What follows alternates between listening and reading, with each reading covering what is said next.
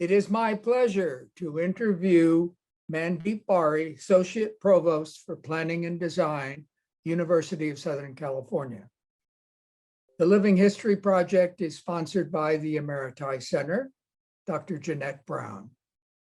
Mandeep, you and I first met when the newly appointed dean wanted to redo the dean's suite in the old George Lucas building. That was the first time I had seen you. I don't know if you'd had anything to do with cinema prior to that, but that was the first time I knew you were involved. Thank you, Dick, for the introduction, and I really appreciate you making the time to have a conversation. It's been a while since you and I talked, so this is great. I actually had worked with the cinema school prior to that. We were looking at the Annenberg House on Adams. So I had some interaction with our dean at that point. So that yeah, was the ETC project, correct? it was the ETC, and then it was the beginning of the Annenberg House project. It's the old Kirchhoff House, the historic building. So that's where I first met Dean Daly. Did you have to do or guarantee, because of the historic status of the building, that there were only certain changes that could be made? Yes, we had a historical consultant on it, and the building, needed a lot of work.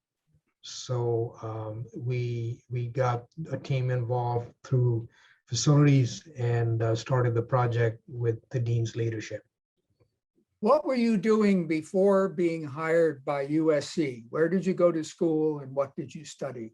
I actually born and raised in Africa, in East Africa.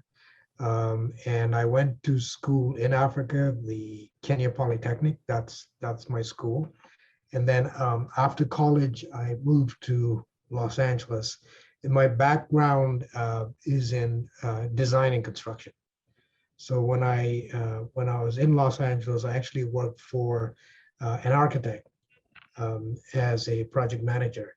So did a lot of designs and construction documents for commercial buildings,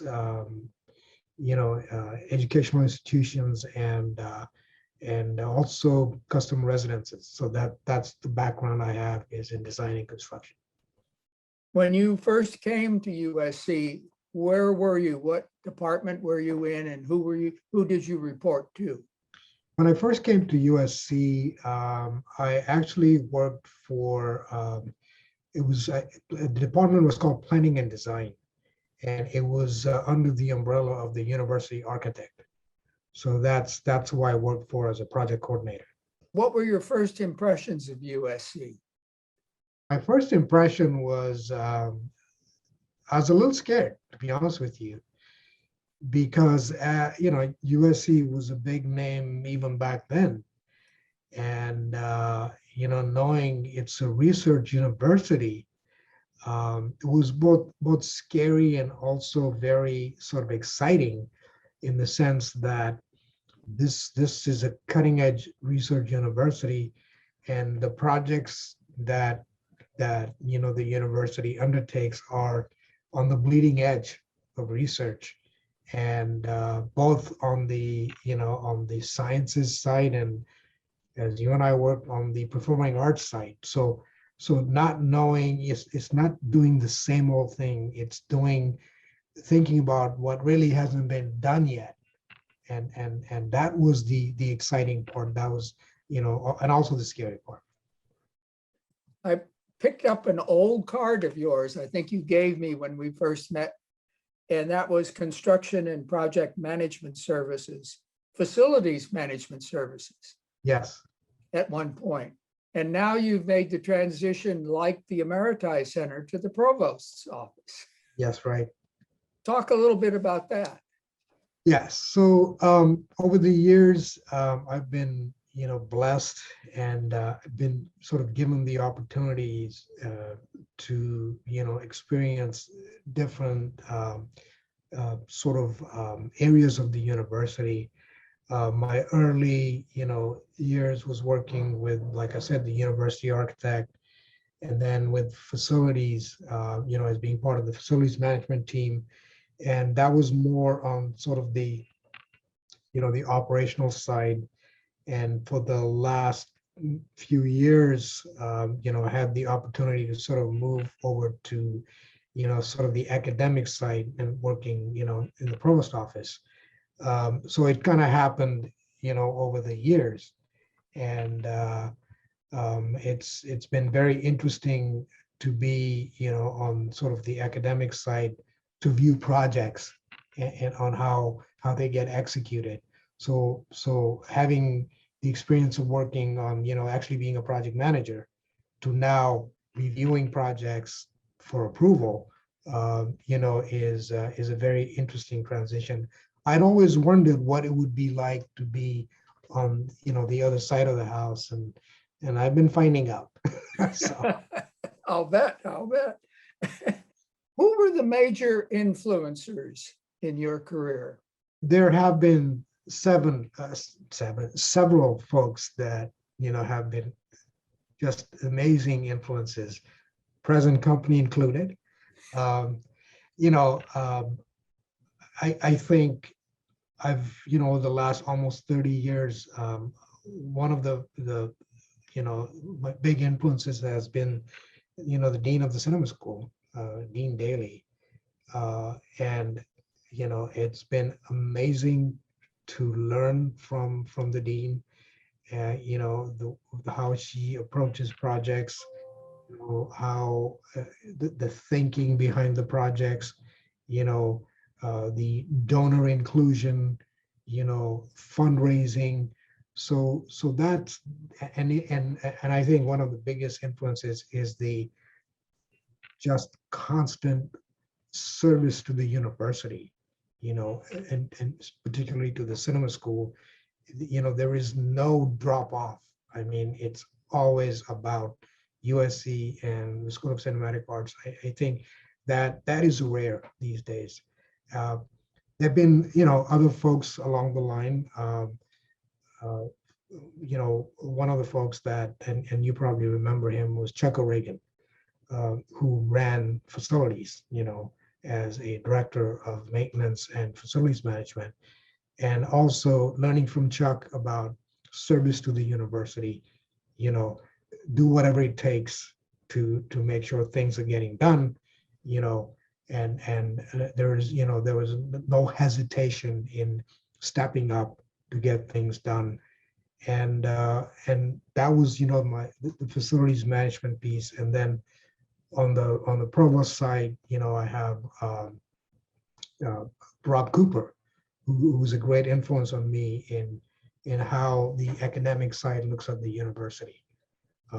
So that was the other person that was a huge influence. You were responsible for many changes in the 1983 George Lucas Building. Installation of the telecine, removal of the wet motion picture processing lab, and that was the first digital classroom. That's what it became, that cinematic arts. Hadn't been named cinematic arts yet, but Right. That's what happened. Right. Do you have anything you'd like to tell us about that period when the old buildings were still, and you also created the division of animation? You converted the top floor of the Marshall Lucas Building. That's I recall that. So that was a very interesting time period. I think we were just starting to get into what I'll call sort of the digital age of of cinema and other performing arts. And we one of the projects I recall that was very interesting. You mentioned the animation department. So that was the first time that I think we created what would become digital animation. We basically created a workstation that had the old light table, for the animators used, and we hooked up a camera to it, which then was hooked up to a computer. So that was like the first step into, so in my opinion, digital animation. It was still a little bit of the old hand animation, and then bringing in the cameras and connected to a computer was the kickoff. And we had taken space outside uh, the, the Marshall Lucas Building, which was basically an open sort of balcony space, and we did not touch the roof or anything. We just expanded that space out and created the digital animation department. So that was the start, in my opinion, of that sort of transition into the digital age. So there were several other projects along those lines that happened in that complex. And we only had so much space, but we would every few years reconfigure. Like I think you and I put in the first digital projector in the 108 projection booth, because there was no room. So we created a lift, and they mounted the projector on that, which would then come down. So those were just very interesting projects, and the thoughts behind those, and having sort of the free reign to design and experiment, I think was pretty amazing. And so we're rapidly approaching the Zemeckis Building. Yes, How did you get involved in that? that was again, our dean, Dean Daly, and Dean Daly said, I have an idea with a potential donor that we would like to create this digital arts center.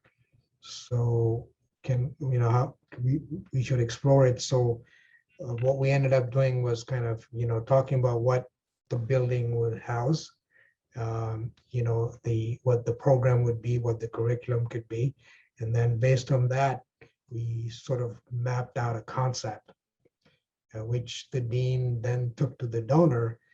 And then the next thing I know is, when can you start? So it was pretty amazing. It was pretty amazing. So that was like the first, let's get going. And it was a fairly, for that time, we're talking late 90s, it was a fairly large project, Yes. and we created, I think, what is the first digital arts center, as you recall. And since then, it's even grown even more, evolved more. We now have an IMAX theater in it, and we have motion capture, so the building so in a way keeps reinventing itself, because we have a dean and faculty that are constantly moving with the next generation of movie making and teaching, so, and we try and keep up with that.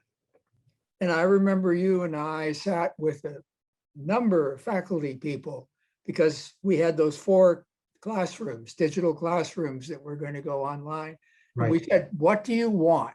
What do you want to have happen in the classroom? Yeah. And they all said that was the first time anybody sat us down and asked us. Right.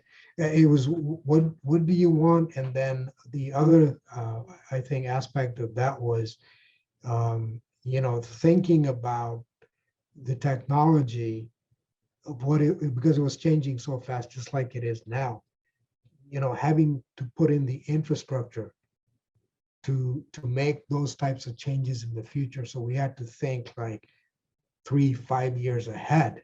And the dean was kind enough to have us visit different studios, around Los Angeles. I remember going up north with you and Ken Mura, to look at some facilities up there, and then we modeled what we did, after that, and we learned from them of what not to do. So we used that to build what we have today. Especially that lighting grid system. Yes, Remember that? I do. And And go ahead. I also remember two very interesting um, times in the Zemeckis Building. Before we opened it, we had an issue with the seating and the aisle width. I don't know if you recall that in the Howard Theater. So because we needed to have enough clearance, which we didn't have the way the seat installers had installed the seats. So I think what you and I ended up doing was We moved. We moved the seats we on our moved, hands and knees exactly. We went and got our tools and we moved the seats before the opening. so it could open on schedule and meet code requirements. Exactly. And I loved that theater because it could do anything. It could do 16, Super 16, 35 millimeter, digital. It could lock film to digital sound. That was the first time we'd been able to do that. And yes, and the sound rating of that theater even today is one of the best, you know. well, that The- was Tom Holman. right. And then I think the other fond memory I have of that theater that involves you is um, that was the first time that I had ever been asked to load up a projector. I don't know if you recall that, but we had the namesake of the theater coming in to see it, and I think you had an injured leg at the time. Yes, I had broken my ankle. That's right. And we got a call that he's coming in. He wants to see the theater. He wants to see some projection in the theater, and the projectionist wasn't on site. You had a broken ankle, so you told me, coming with me. So we ended up in going to the theater. Uh, our donor was sitting in the theater, ready to view, and then you were instructing me on how to load film. So that was the first time I ever did that, but I still remember it. That was pretty amazing. That was pretty amazing. Shortly after that, I retired. And you got very much involved in the USC School of Cinematic Arts new complex. Was then, if I remember correctly, one of the largest gifts, single gifts USC had ever received to make that complex possible. That's right. And was this your introduction to George Lucas? There were other times, not I wasn't that involved, but had been introduced. But again, all of this, goes through our dean of the cinema school, and my introduction was, I was behind the scenes.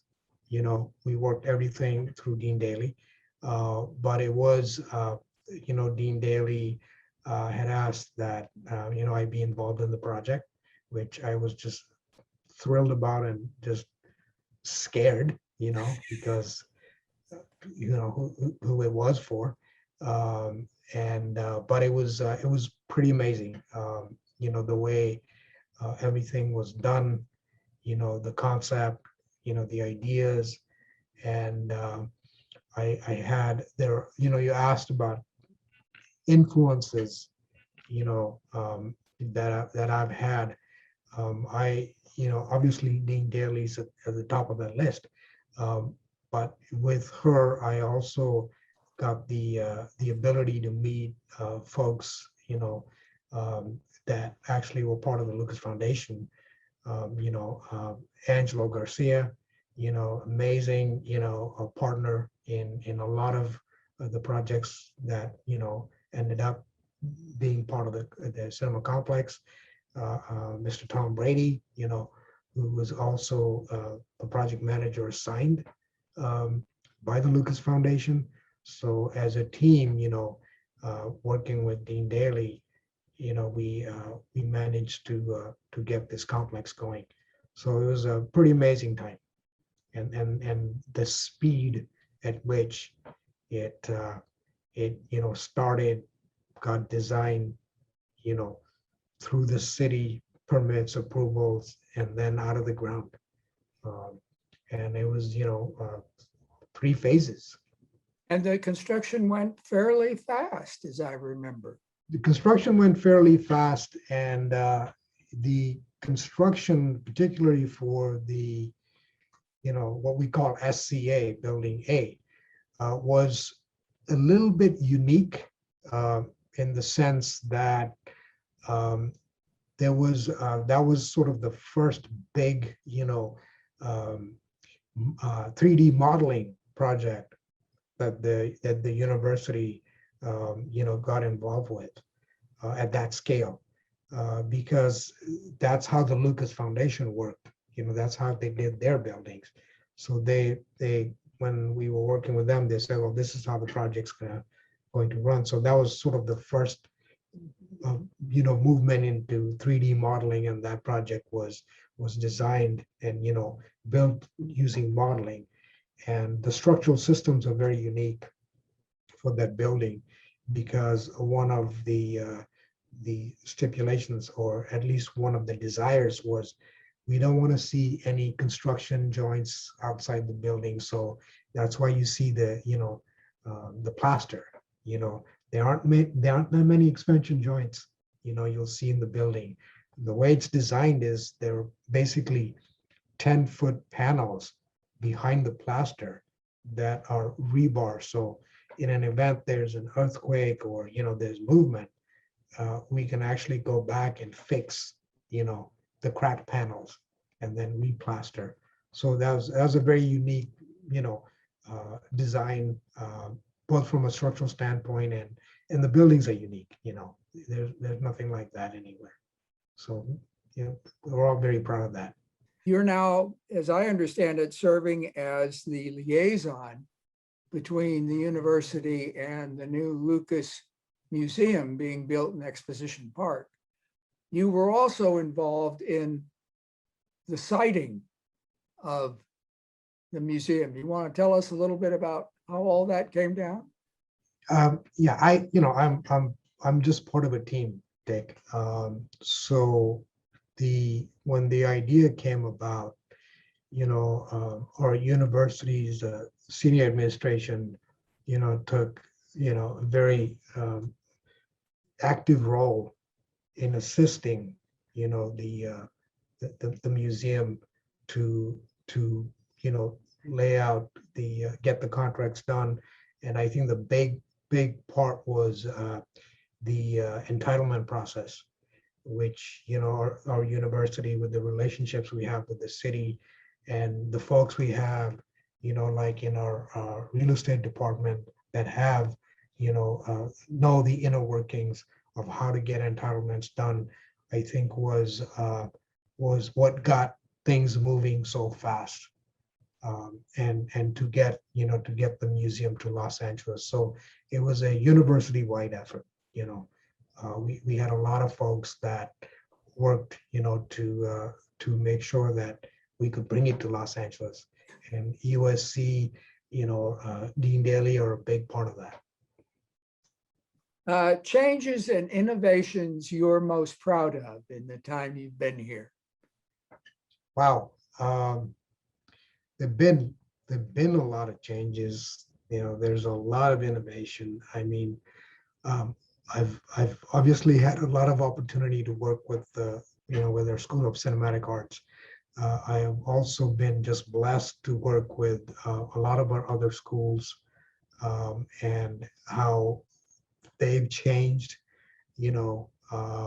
And School of Business, in early days, worked with the School of Business quite a bit, worked with the college quite a bit, even working with the School of Dentistry, and the innovations, that I see in the technology and even dentistry that's sort of going digital is amazing. And I think just the university's embrace of technology and applying it to teaching, to make sure that our students that graduate have the best knowledge on how to use technology and how to apply it, to whatever, jobs they go to.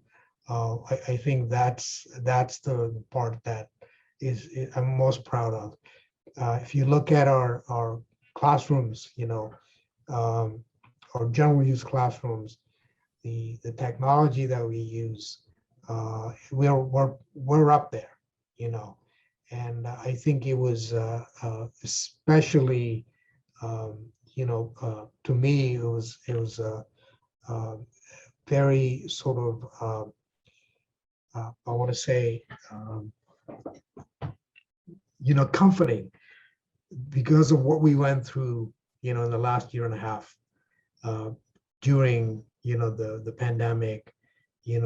We went remote, but at the same time, the folks of the university, everyone, faculty, staff, students, the way we changed to work, learn, teach remotely and using the technology, and updating it while this was going on, was pretty amazing. And if you think back now, that it's just a year and a half, and from where we were and where we are, it's amazing. We have studios now, we call them studios. They're basically classrooms where, our faculty can go in and teach, but the students can be remote. And we've got that flexibility now built in to a lot of our classrooms. That is pretty amazing that we can sort of pivot, that quickly to keep things moving and keep doing what we need to do. And the support that came from all aspects of the university, from everyone to keep us moving forward, I think was pretty amazing. Do you have any memorable moments in your career here, really memorable moments that you'd like to mention? There are several. Some are personal, and then they're professional ones. The personal ones are, my daughter graduated from USC. She's so that to me was huge. That's personal. She's written articles that are in Motion magazine. So I'm very proud of that. My son, he is actually was used as an extra for a documentary for I think one of the documentaries that the cinema school recorded, and he was only 8 years old at the time. So having him, be part of that, and it's been several. He was only 8, so having that was amazing. And on the professional side, the several openings of buildings, cinema school, Dotrieve Hall, even from the larger projects to the smaller projects, there are so many memories, so many good memories, so many good people that I had the opportunity to work with and learn from, and it's a family, and those professional moments also become very personal, because of the team that's around you, the people that support you, to get these projects done. It sort of blends, so. Anything else you'd like to say? No, I just feel blessed that I've had, an opportunity to be a part of some pretty amazing projects. I've been, had the opportunity to meet and learn from amazing people, at the university. So I just, it's more than one lifetime of projects, that I've had the opportunity to work on. So to me, that's a blessing, So that's been pretty amazing.